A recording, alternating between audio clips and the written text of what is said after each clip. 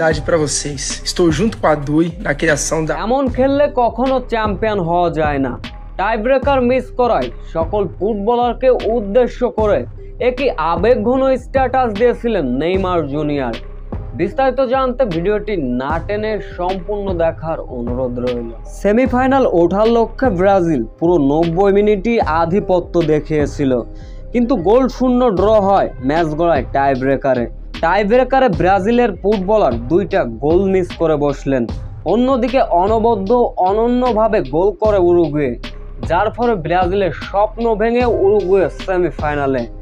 এমনও হারের পরে সরাসরি নেইমার জুনিয়র বলেন, এমন খেললে কখনো চ্যাম্পিয়ন হওয়া যায় না।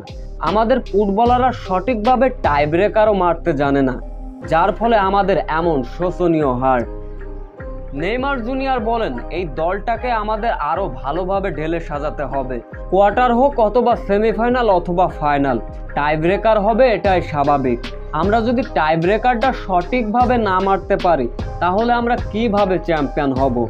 এমন হারের পরে এমনটাই দুঃখ প্রকাশ করেন নেইমার জুনিয়র।